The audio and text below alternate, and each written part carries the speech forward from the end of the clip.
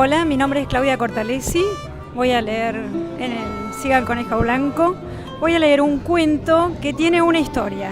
Yo escribí hace unos años un cuento con unas amigas para un libro que se llama 5 mujeres y otra cosa, donde 5 amigas escritoras pusimos 3 cuentos de cada una y escribimos un cuento entre las 5. Cuando estábamos escribiendo ese cuento, en un break de trabajo, una de las chicas contó una anécdota y no sé si contar la anécdota porque va a estar en el cuento. Y cuando terminó de contarla yo las miré a todas y le dije, perdón, ¿alguien la va a escribir? Bueno, después crucé esa anécdota con otra historia y ahí salió el cuento y bueno, vamos a ver qué pasa, si gusta o no gusta. El cuento se llama El Manzano. Es una larga historia, mi amigo, una larga y vieja historia. No viene al caso ahora, solo le digo que no debe usted cortar ese manzano. Es la única condición que le pongo a quien quiera comprar la casa. Bueno, si insiste le voy a contar. ¿Usted quiere saber cómo empezó la cosa? Sí, claro, la historia del manzano, a eso iba, téngame paciencia. Pasó hace muchos años. Ya era de noche, pero eso no importaba. Nosotros, me refiero a los chicos del barrio, jugábamos a la pelota en la calle. Una calle que era de tierra en esa época y era nuestra cancha. Cuesta imaginarse cómo era el barrio por esos días felices.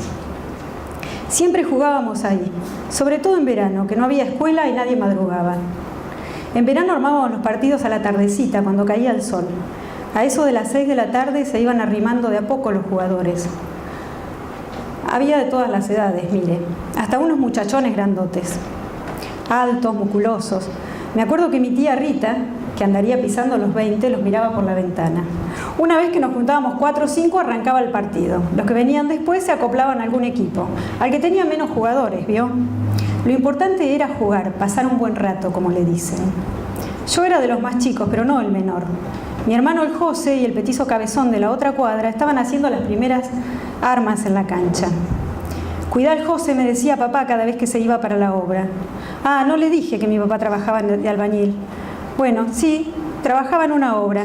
Después aprendió a poner pisos y se dedicó a eso, a la colocación de cerámica, así lo decía él. Y lo hacía muy bien. Me acuerdo que aquel día el viejo no había ido a la obra. Algo que me pareció raro, hasta pensé que andaría enfermo. No pregunté, los chicos tomábamos las cosas como venían, como nos parecían. ¿Para qué preguntar? Igual hasta que a uno no lo incluían en la ronda del mate no podía preguntar ni tener una charla de verdad. Los chicos éramos chicos. Para muchas cosas éramos chicos. Así funcionaba todo y así vivíamos contentos. Antes de salir para la canchita, la calle, sí, la calle, me di cuenta de que mi papá no estaba enfermo, porque cuando abrí la puerta para irme con el José, apareció la gorda Charamona. Todos conocíamos a la Charamona. Había sido la comadrona de la mayoría de los chicos del barrio. Así que me volví a darle un beso a mi mamá, que estaba sentada en la mecedora. Recién advertía que no se había movido en todo el día. Tenía la panza a punto de explotar. Me dio un beso acá, en la mejilla. Tranquilo, me dijo. Todo va a andar bien. Seguro que cuando vuelvan de jugar ya va a haber nacido el hermanito. En eso escuché que el flaco de la esquina nos llamaba a los gritos para arrancar el partido. Se hizo de noche. Pero no pensábamos parar de jugar hasta que llamaran a alguno para comer. Y fue a mí al que llamaron. Bueno, no me llamaron, no fue exactamente un llamado. Mi papá apareció en la vereda con un balde en la mano. Enterrá esto, me dijo bajito. Me entregó el balde y se metió para adentro. Sin decir nada empecé a caminar hacia el fondo de la casa, con el balde en la mano. Teníamos un buen terreno. Bueno, usted lo está viendo. No sé si era una noche demasiado calurosa o si yo estaba demasiado fatigado por el partido. La cosa es que me acuerdo que las gotas de transpiración me corrían desde el pelo bajando hasta la cara. Mientras caminaba se me iba aquietando la agitación. Seguí a paso lento, inseguro. Temía que alguno de mis amigos se acercase a ayudarme y no quería que me ayudaran. Pero agudicé el oído y me llegaron los gritos del fútbol desde lejos. Ellos seguían allá, por suerte. Apoyé el balde en el suelo y busqué la pala de punta que usábamos para arreglar el cantero. A mi mamá le gustaban las flores en ese entonces. Me acuerdo como si fuera hoy. De golpe me pareció que ya no oía nada, ni mi respiración. Lo que había alrededor era la respiración de la noche, el canto de los grillos y las luciérnagas bailoteando como señalándome al lugar donde yo debía enterrar aquello. Ah, perdón, no se lo dije aún. Aquello era la placenta de mi hermanito. Se usaba, era común que se enterraran las placentas en los fondos de las casas. En eso me sobresalté. La voz de papá me gritaba desde adentro. Bien hondo, me dijo. Bien hondo, contesté. Y me acordé de aquel día cuando con los chicos habíamos enterrado la lora de la tía Rita. La metimos en una cajita que hacía de ataúd y después la sepultamos. Esa misma tarde vinieron los perros a escarbar la tierra blanda. Hicieron un desastre, mejor ni acordarse. Los perros tienen buen olfato, dijo el abuelo cuando salió a mirar. El abuelo. Se había muerto unos meses atrás, pobre. Él quería conocer al nieto nuevo. No pudo, una lástima. Pero no sé por qué cuando agarré la pala volví a acordarme del abuelo. Lo vi enfermo, tirado en la cama, los ojos tristes, vidriosos. Y entonces se me ocurrió que él había estado pensando en la muerte y el cementerio. Y seguro que lo asustaba que los perros... ¿Cómo no me había dado cuenta antes? Empuñé la pala con más fuerza y seguí cavando. Cuando terminé de hacer el pozo, advertí que el partido de fútbol había terminado. Todo era silencio. No todo era silencio. Llegaba tímido desde adentro el llanto de mi hermano recién nacido. Era una nena. Lo supe en cuanto entré a la casa. Lo veo usted pálido, amigo. ¿Acaso no sabía que las mujeres tenían familias en las casas? Nosotros nacimos los tres acá, yo, el Joye y mi hermanita. Al otro día, bueno, no sé si fue precisamente al otro día, pero sí durante aquella semana, seguro, cayó el dueño del vivero a encargarle a mi papá un trabajo, una changa. No recuerdo qué era lo que tenía que arreglarle en la casa, pero sí recuerdo bien que le pagó con un manzano, ese manzano, que era apenas una vara flaca y desgarbada y no dio frutos hasta muchos años después. Yo planté el manzano, ¿sabe? Lo planté justo encima de la placenta de mi hermanita. Una buena forma de protegerla de los perros, como si supiera.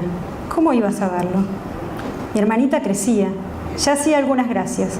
Conocía mi voz y la de papá. A mí me estiraba los bracitos. Discúlpeme. Aunque hayan pasado tantos años, no puedo hablar de ella sin que se me atraganten las palabras. Fue un día de otoño, con los primeros fríos. El Joye y yo volvíamos de la escuela y no encontramos ni un plato de sopa. Por primera vez mi mamá no había hecho la comida. Estaba en la pieza con la beba.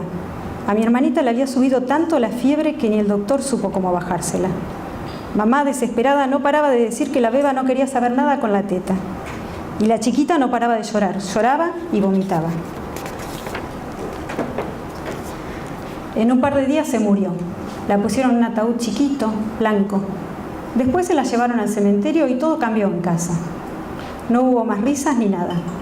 Mamá le contaba a todo el mundo con lujo de detalles lo de la enfermedad y la muerte de mi hermanita. No pasábamos un solo día sin ir a visitarla, la tumba más linda y florida del cementerio. Mamá se quedaba horas sacando la gramilla de la tierra, de raíz la sacaba. Nosotros, el Joye y yo, la mirábamos sentados en otra tumba. Pero no fue siempre así.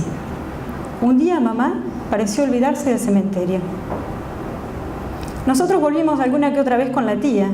Todo se había llenado de yuyos.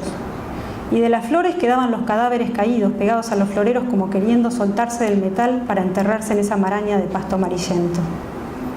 Poco después, mamá se encerró en la pieza y no volvió a salir nunca más. 8 años estuvo así, sin hablar con nadie.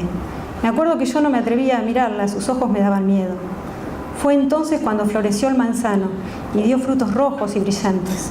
Pocas manzanas, pero perfectamente redondeadas. Deliciosas, dijo mi tía, y contó las puntas con el dedo para que el Joye y yo aprendiéramos. No, ya no da frutos, no. Desde que mamá murió no da frutos, pero cuando los daba eran para ella. Enseguida nos dimos cuenta de que debían ser para ella y para nadie más. Había que reservarlas para mamá, ¿cómo olvidarlo? Si cada bocado de esas manzanas la hacía sonreír y volvía a ser por un ratito mi querida mamá.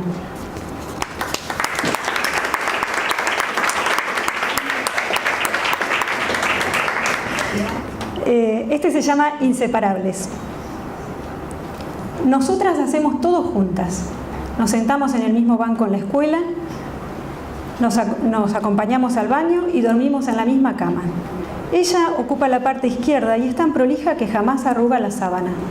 También tomamos la chocolatada de la misma taza y comemos de un solo plato. Ella no habla mucho, y menos cuando están mamá y papá. Mamá y papá tampoco se dirigen a ella, siempre me hablan a mí. Hacemos todo juntas menos una cosa. Cuando vamos con mamá y papá al cementerio, ella se queda en casa. Dice que le da impresión ver una tumba con su nombre.